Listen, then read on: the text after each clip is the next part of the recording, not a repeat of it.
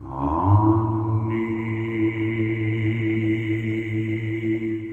yorevane Adonai Revana Shalom. Bonjour ou bonsoir à toutes et à tous. Aujourd'hui, une capsule de plus sur l'échelle de Jacob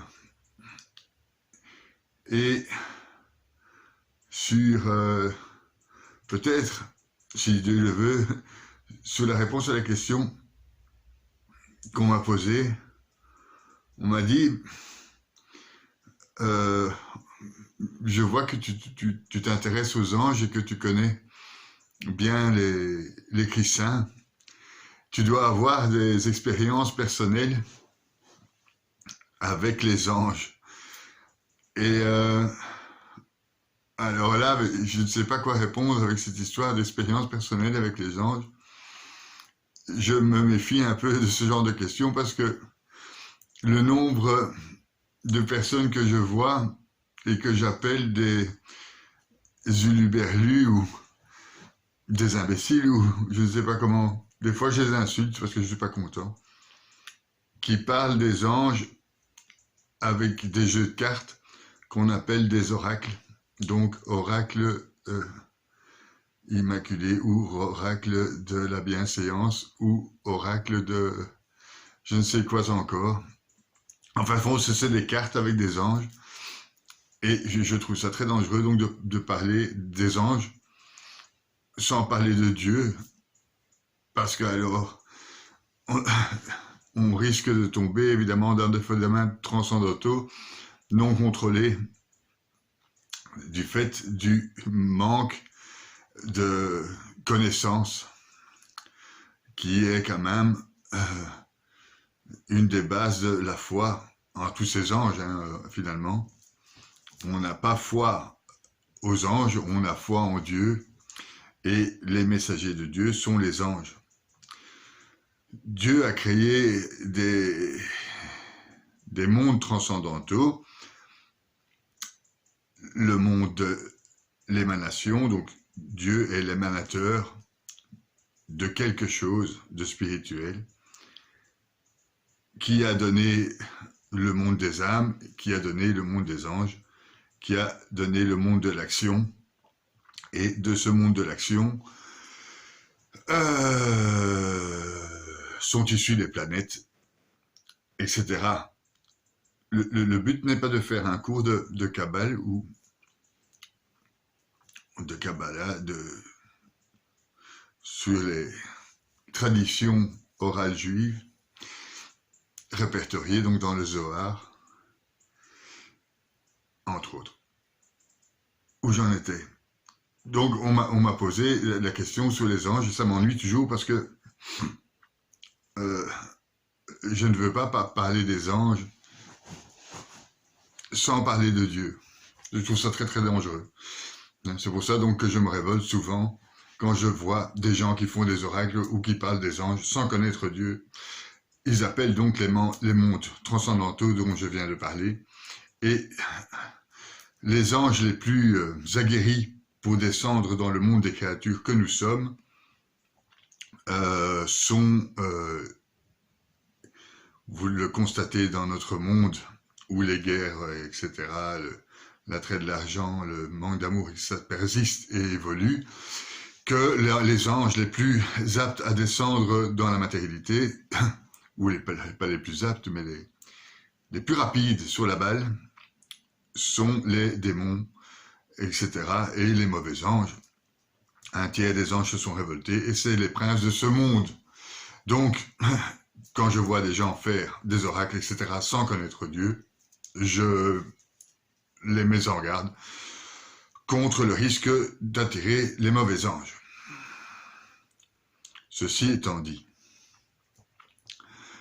il n'y a pas que des mauvais anges, évidemment, il y a 2/3 des anges qui sont là pour le bien. Et Dieu est amour, et donc nous sommes bien protégés si nous avons la foi en Dieu. Donc on m'a parlé de cette histoire d'expérience personnelle avec les anges. La Kabbale explique qu'il y a un ange par créature, un ange par grain d'herbe. Par grain d'herbe, par pouce, par mauvaise herbe, il y a un ange. Donc il y a des milliards d'anges. On m'a aussi posé la question, tiens, comment je connais le nom de mon ange gardien? Bien, alors ça c'est simple, il faut lui demander si vous êtes sûr d'avoir un ange gardien d'ailleurs. C'est ce qui est inscrit dans la Bible, et c'est ce qui est inscrit surtout par Saint Denis pseudo-léophagite, qui a fait une étude sur la hiérarchie céleste. Et donc, semblerait-il qu'on ait un ange gardien. En tout cas, moi j'en ai un, c'est sûr. Vu le nombre de conneries que j'ai faites, et je suis toujours pas mort, je dois avoir un ange gardien. Maintenant, comment il s'appelle? C'est un secret, je vous le dirai pas. Mais c'est personnel. Il est timide, mon ange gardien. Voilà. Et donc, vous avez tous un ange gardien. Et donc, à la question, comment savoir comment s'appelle mon ange gardien, il faut lui demander. Et le seul moyen de lui demander, c'est de prier. Alors, il y a la salutation angélique dans les prières. Par exemple, je vous salue Marie, pleine de grâce, le Seigneur est avec vous.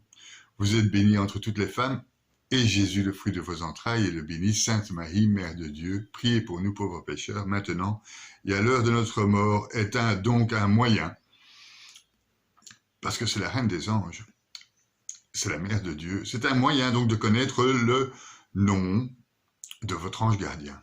La première réponse à la question, comment connaître le nom de son ange gardien? Vous priez Dieu, et vous aurez une réponse du Saint-Esprit, qui lui aussi est Dieu, et qui est donc au-dessus de tous les anges dans les mondes transcendantaux. Voilà, voilà. Donc, c'est pas la peine de se casser la tête, en fait. Pour voir ou connaître les anges, il suffit de prier. Mais bon, ce n'est peut-être pas assez. Il nous faut peut-être de la connaissance des écrits saints, et alors aussi de la connaissance en général. Lire, ça peut servir. Netflix, par exemple, n'augmente pas votre culture sur la spiritualité. Il ne faut pas croire que parce que vous regardez Avatar, vous devenez spirituel. C'est faux. C'est faux, c'est faux. C'est ce qu'on essaie de faire croire d'ailleurs dans les nouvelles spiritualités. Donc on joue aux cartes avec des oracles et on regarde Avatar et le tour est joué. Eh bien non, non, non, non, non, non. Je vous le dis, il faudra lire la Bible, prier en même temps et élargir ses connaissances pour augmenter sa foi et donc l'espace intérieur, faire grandir l'espace intérieur réservé à la foi. Et ça, on peut le faire grâce à la connaissance d'une part et grâce à la prière d'autre part. C'est donc les deux moyens d'augmenter le makom.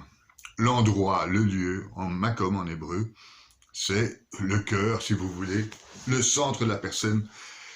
Mais c'est plus compliqué que ça, ce serait le temple intérieur pour Jésus-Christ, enfin pour Isaïe, le temple intérieur, la Jérusalem céleste, qui est aussi notre jardin intérieur, etc.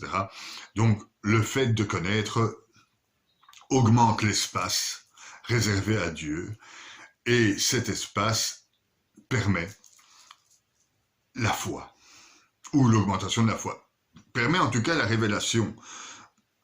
Ces jeux de miroir intérieurs, on commence par avoir une conscience, ensuite on se pose la question de la conscience, si nous avons une bonne conscience ou une mauvaise conscience. Une fois que nous avons atteint la bonne conscience par notre libre arbitre, c'est-à-dire aller vers le bien, et grâce à notre conscience, avoir bonne conscience, on peut atteindre notre âme. Et là, une fois dans notre âme, nous avons accès aux choses qui sont appelées divines. Nous allons alors réfléchir, tomber sur un espace de réflexion. Donc réfléchir, ça veut dire reflet. Donc comme un miroir, on va réfléchir et le miroir va nous faire réfléchir. Donc on aura un jeu de réfléchissant. Et de miroir en miroir, nous avançons alors dans la spiritualité pour tomber dans des zones finalement de ténèbres. C'est là où nous ne comprenons plus rien et nous tombons dans une zone de ténèbres.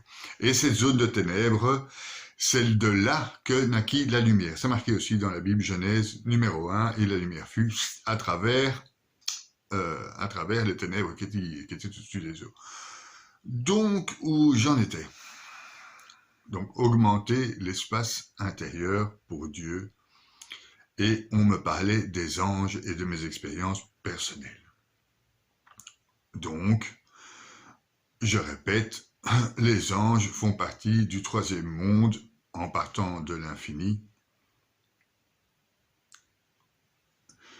avant d'arriver au monde de l'action, qui est l'émanation du monde matériel, qui n'est pas encore le monde matériel, mais qui est le monde de l'action. C'est de là que va être créé le temps et la matière. Et on va commencer donc par l'univers. Donc voilà, l'expérience personnelle, comme l'indique personnel, c'est personnel. Donc, je ne peux pas répondre à cette histoire de l'expérience personnelle avec les anges. Ce que je peux dire ou vous répondre, c'est que si j'aurais une expérience personnelle avec les anges, c'est grâce à la lecture de la Bible et la connaissance des lois de Dieu, qui sont inscrites donc dans la Bible. Et dans cette Bible, en Genèse 28, 12, nous avons l'histoire de l'échelle de Jacob. Et sur cette échelle de Jacob, quand Jacob a pris le sommeil, eh bien, il a vu en montant l'échelle qui montait aux cieux, les anges monter et descendre de cette échelle.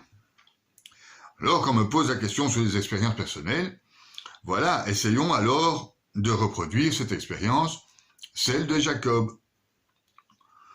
Donc, mais pour ça, il faut donc déjà avoir conscience qu'il y a une échelle qui mène aux cieux. Donc, je répète, pour avoir conscience d'avoir une échelle qui mène aux cieux, il faut laisser un espace intérieur dans son cœur, dans son lèvre, dans son centre, dans son âme, pour les cieux, qui appartiennent à Dieu. Donc, réfléchissant, votre âme, les cieux, Dieu, etc. Enfin, les noms de Dieu, etc. Du fait que Dieu est inconnaissable, il est trop grand pour nous, pour le connaître. Je ne sais pas si c'est français ce que je viens de dire, moi. J'essaie d'y aller. Donc, les anges qui montaient et descendaient de l'échelle de Jacob en Genèse 28, 12. Bon. Eh bien, là, je répondrai donc pour cette expérience. Je connais, enfin, j'ai une idée assez précise de comment Jacob a perçu les anges. C'est des idées que j'ai appris de la tradition orale juive, la Kabbale, mais aussi des écrits de Saint Bernard et de Saint Augustin tout particulièrement, qui parlent, en tout cas Saint Bernard a écrit, je ne sais plus comment ça s'appelle, mais un article d'une trentaine de pages ou soixantaine de pages sur l'échelle mystique, l'échelle donc qui mène aux cieux, l'échelle de Jacob, quelque part, là où les anges montent et descendent. Et Saint Bernard a fait ça très bien, c'est un écrit, et ça a été aussi repris par les cisterciens, je crois. Enfin, il y a plein d'écrits mystiques, en tout cas de contemplatifs, qui parlent donc de cette échelle qui mène aux cieux, dont Saint Bernard et Saint Augustin, ça c'est sûr, et il y en a encore 1000 autres, dont je ne retrouve pas les noms directement, mais il y en a 1000 autres qui parlent de cette échelle mystique qui nous permet de monter aux cieux et de croiser des anges, et d'en avoir donc une expérience personnelle. C'est rigolo cette histoire d'expérience personnelle avec les anges. Du fait qu'il y a un ange par créature, si vous regardez et que vous avez la foi, vous voyez les anges. Normalement. Bon, sinon il faut travailler, il faut continuer à prier. Hein. Voilà. La contemplation aide à voir les anges. Donc la prière, dans la prière et la méditation, nous pouvons apercevoir des yeux intérieurs, les yeux de notre cœur, les anges. Je reviens donc à cette échelle de Jacob en 28, Genèse 28, 12. Jacob voit les anges monter et descendre d'une échelle. Alors, suite à mes études et ma contemplation, je vais vous parler de cette échelle. Une fois de plus, cette échelle, on va commencer par la base de l'échelle. Quand Jacob, d'ailleurs, a posé sa tête sur un caillou, ce caillou est devenu l'endroit du temple, par après. Semblerait-il que quand Jacob, la Kabbale explique un truc marrant, quand Jacob a posé sa tête sur le caillou pour dormir, avant de voir l'échelle, tous les cailloux aux alentours se sont groupés, il y avait 12 cailloux, se sont groupés pour faire un seul caillou. Ils étaient tous d'accord que c'était l'endroit où Jacob allait dormir pour voir Dieu. Parce qu'au-dessus des anges, évidemment, il y a Dieu. Jacob, un grand patriarche. Un contemplatif, évidemment. Il est hors de question de voir les anges sans contemplation. Et la contemplation, je vais vous l'expliquer, ça demande une obéissance. Commençons donc par la base, qui est quelque part l'obéissance. Cette base doit être assise sur le roc, c'est-à-dire que les deux montants de l'échelle doivent être ancrés sur le roc, comme l'explique Jésus dans une parabole où une maison construite sur le sable va s'en aller à la moindre coup de vent, et une maison construite sur le roc et avec des fondations solides ne va pas partir avec la pluie et les tempêtes.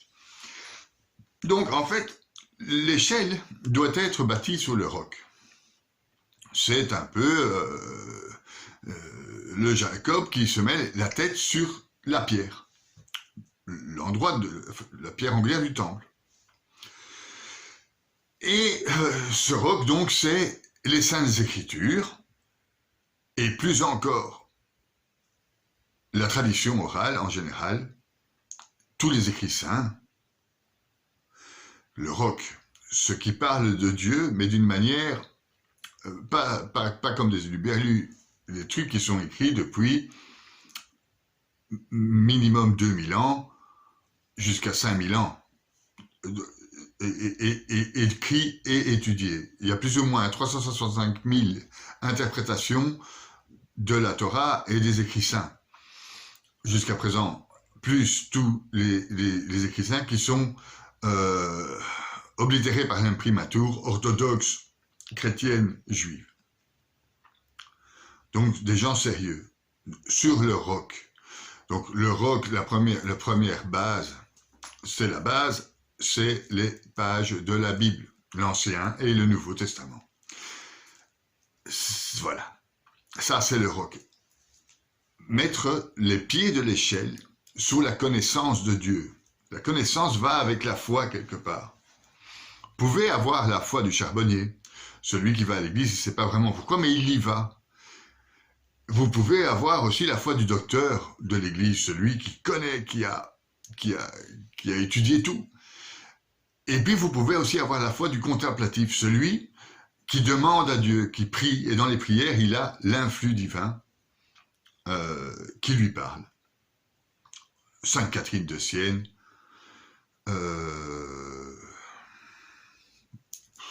tous les saints, okay. Enfin, Sainte Catherine de Sienne, j'adore. C'est un bouquin sur les correspondances Il faut lire ça, c'est génial. Et puis, il n'y a pas qu'elle, hein, il y en a plein. Donc, je disais, le roc, la prière, la contemplation, la connaissance,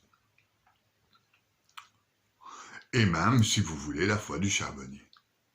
Mais en tout cas, le roc signifie la connaissance, le savoir d'un Dieu unique. Nous avons qu'un seul Dieu, Echad, un, unique. Déjà ça, déjà ça. Et donc, cette échelle, la base de cette échelle, les deux pieds sont ancrés dans le roc, dans des fondations solides, des fondations éternelles, des fondations qui ne changent pas. Les écrits saints. Une fois cette échelle plantée dans le roc, il y a deux montants à cette échelle. Un montant du côté droit et le montant de l'amour, et le montant du côté gauche et le montant de la rigueur, de la volonté. Pourquoi je dis ça comme ça?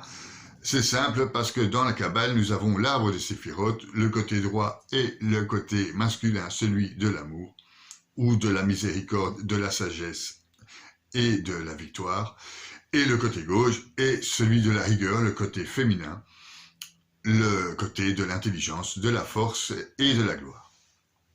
Mais je ne vais pas donc développer l'arbre des séphirotes dans cette capsule, je vais simplement vous parler de cette histoire d'échelle de Jacob qui permet à Jacob de voir les anges qui montent et qui descendent.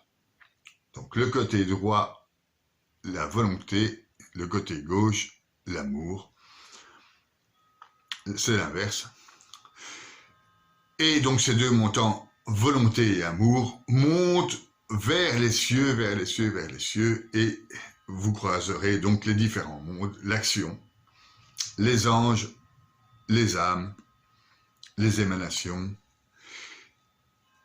et le nom sanctifié de Dieu que je ne vais pas prononcer. Donc, une fois ancré sur le roc, vous avez de la volonté et de l'amour pour Dieu, de l'amour aussi pour votre prochain, de la volonté de connaître Dieu et de la volonté à appliquer l'obéissance, donc les lois divines inscrites dans les écrits saints, ou bien influé par votre méditation et votre contemplation. Il y a donc des barreaux à cette échelle pour monter.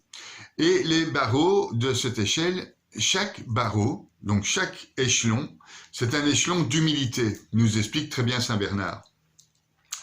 Et donc cet échelon d'humilité, c'est le premier échelon, c'est essayer d'être... C'est-à-dire que quand vous mettez votre foi sous le roc, ou votre échelle sous le roc, vous devenez automatiquement de plus en plus humble.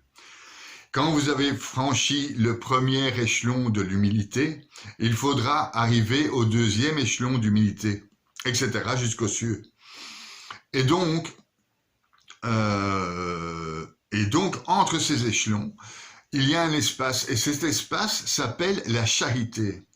Donc c'est une autre forme d'amour, c'est une amour de complétude, un amour d'amitié envers son prochain, par exemple, un amour d'amitié envers Dieu, envers les anges, envers le monde, on va aller dans l'ordre, envers son prochain, envers les anges, envers l'émanation, et envers les noms de Dieu, et ce que représente la crainte, en fait, de Dieu. Donc vous montez donc ces échelons, et vous devez franchir chaque échelon avec de la charité, et chaque échelon gravi est un échelon supplémentaire d'humilité. Voilà. Donc, monter l'échelle jusqu'aux anges, quand vous me parlez d'expérience personnelle, j'en suis flatté que vous pensiez que je puisse avoir des expériences personnelles avec les anges, mais vu mon niveau d'humilité, sachez que finalement, j'en suis encore très loin. Mais, si vous lisez la Bible en Genèse 28, 12, vous voyez que Jacob voit les anges qui montent et qui descendent. En effet, il y a des anges sur terre. La foi vous aide à les apercevoir par les connaissances. Donc je disais qu'il y a un ange par grain d'herbe, un ange par créature. Certains d'entre vous, des connaissances à vous, peuvent être votre ange gardien. Ça peut être votre parent direct, ça peut être votre conjoint, ça peut même être votre enfant. Et chacun peut être l'ange gardien de l'autre. Et donc, ces anges qui montent et qui descendent se voient grâce à cette foi ancrée sur le roc. Déjà, les deux montants ancrés bien sur le roc, c'est-à-dire sur la connaissance et la crainte de Dieu, par l'écriture, ou ne fût-ce que le fait d'aller le dimanche à la messe, comment on appelle ça, d'être pratiquant, ou au moins avoir un temple à la maison, au moins prier de temps en temps, faire quelque chose. Enfin, si vous ne faites rien, vous ne pourrez pas voir les anges. Enfin bon, Dieu a assez de miséricorde donc pour faire descendre ses anges vers nous, à tel point que nous pouvons les apercevoir. Par exemple, si vous êtes échappé miraculeusement à un accident, c'est qu'il y a un ange. Quand une personne vous a aidé de manière extraordinaire ou vous a parlé de manière extraordinaire, il est pour lui, pour vous, votre ange, etc., etc. Les anges sont partout. En fait, il ne faut pas différencier les mondes. Dans chaque monde supérieur, tous les mondes supérieurs contiennent tous les mondes. C'est-à-dire que le monde de l'action et des créatures, chez nous créatures, nous avons notre âme. Donc notre âme, c'est le niveau au-dessus des anges. Nous avons les anges, ce dont on parle, et puis nous avons aussi le monde de l'action, ce que nous faisons. Et dans le monde de l'action, il y a aussi les âmes et les anges et les créatures. En fait, tous les mondes, il ne faut pas les voir comme séparés. Il faut les voir comme un. D'ailleurs, c'est ce qu'on dit, vous n'avez qu'un seul Dieu. Ok, donc tous ces mondes ne sont qu'un. Donc tout notre monde est pareil à celui, pas pareil, différent, mais inclut les mondes des anges de l'action et des émanations. Donc il s'agit de ne pas se laisser aller. Et donc, règle numéro 1 pour voir les anges, si vous voulez voir les anges. Eh bien, règle numéro 1, asseoir son échelle sous le roc. Les fondations, ce qui est écrit depuis 5000 ans, 5800 et donc, une fois assis sous le roc, la volonté et l'amour de Dieu, du prochain, ce qui revient exactement au même, du fait que tous les mondes sont dans tous les mondes. Hein. Donc, dans le prochain, il y a aussi les anges. Donc, la volonté et l'amour du prochain ou de Dieu, ce qui revient au même, les échelons, c'est l'humilité. Les espaces entre les échelons, c'est la charité. Et là, vous montez donc d'échelon en échelon. À partir d'un moment, il vous faudra quand même vouer votre vie à Dieu, entièrement, devenir des contemplatifs. Il y a de nombreux exemples, Sainte Thérèse d'Avila, Saint Jean de la Croix, Sainte Catherine de Sienne, et voilà, Sainte Rita, pour ne pas l'oublier, et Sainte Godelieve de Gisèle, j'ai promis de ne jamais l'oublier, et Sainte Thérèse de Lisieux. Et voilà, tous les saints.